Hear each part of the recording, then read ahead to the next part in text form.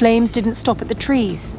They crossed heathland, swallowed the horizon, and sent families running into the dark night. Now, one of England's largest wildfires is burning on the Suffolk coast, within miles of 3 nuclear power stations. Officials insist the reactors are safe, but with shifting winds, extreme drought, and the fire still advancing, the race to contain it has become far more than a battle against flames.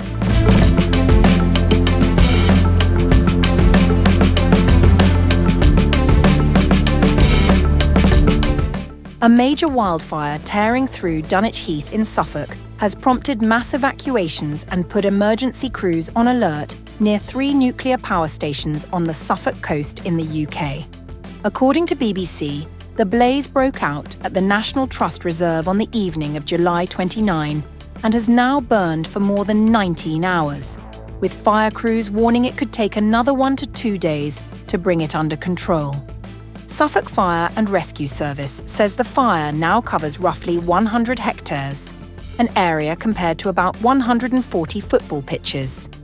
Around 90 firefighters and 14 fire engines remain on scene, backed by drone support to track the blaze through the night. Incident Commander Christopher May said crews had worked through the night to protect lives and property, adding that operations would continue given what he called the size and complexity that they face. Crews are trying to minimize the impact on the local environment as much as possible.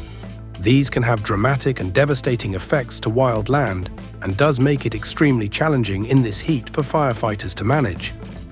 Around 200 caravans were evacuated overnight from Cliff House Holiday Park, along with nearby cottages, after residents were woken and told to leave immediately.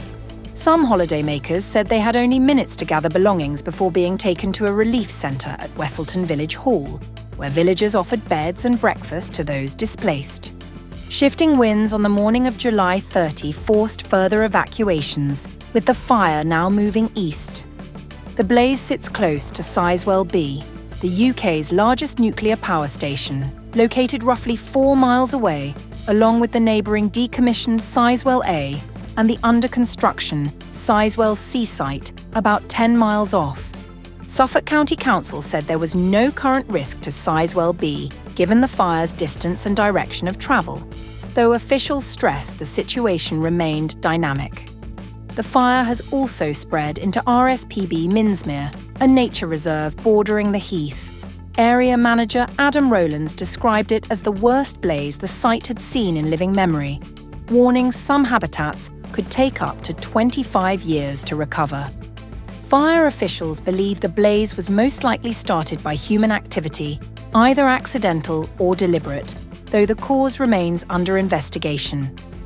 Suffolk had been officially declared a drought zone just 1 day before the fire broke out, with weeks of dry weather leaving vegetation across the region highly flammable.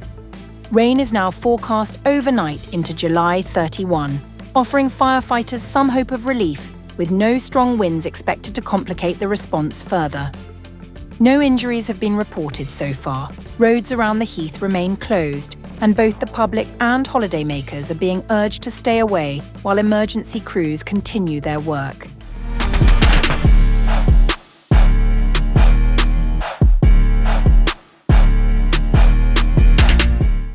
The taps are running, the reservoirs are shrinking, and England is drying out faster than at any point in recent memory.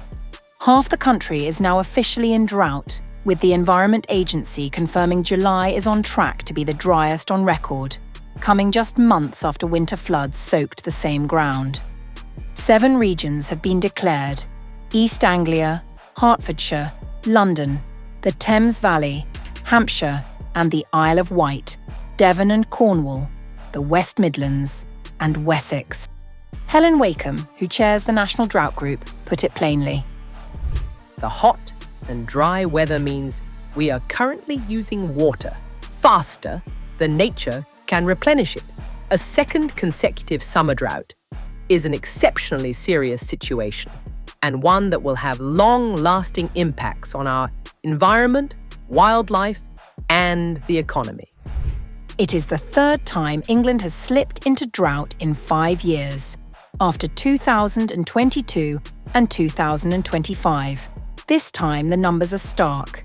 July has delivered just 7% of its expected rainfall, and in southern England, that figure drops to 1%. Parts of Devon have gone 50 days without a drop. Reservoirs, topped up by a wet winter, are now sitting more than 7% below where they should be for this time of year. Wimbleball in the southwest and Blagden near Bristol are both rated exceptionally low. 40% of England's population is currently under a hosepipe ban, spanning 7 water companies including Thames Water, Southern Water and South East Water. The Met Office's Will Lang offered little hope of relief. There is little sign of the widespread sustained rainfall that would be needed. There is little sign of the widespread sustained rainfall that would be needed to make a significant difference to the areas most affected by the dry weather. Rivers are suffering too. Nearly 4 in 5 are running below normal, and at Tucker's Pond in Oxfordshire, the Environment Agency used chemical aeration to stop fish dying as algae bloomed in the heat.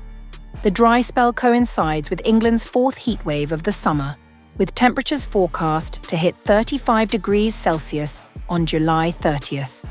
A new UK June temperature record was also confirmed this week, 38 degrees, beating the previous high of 37.7.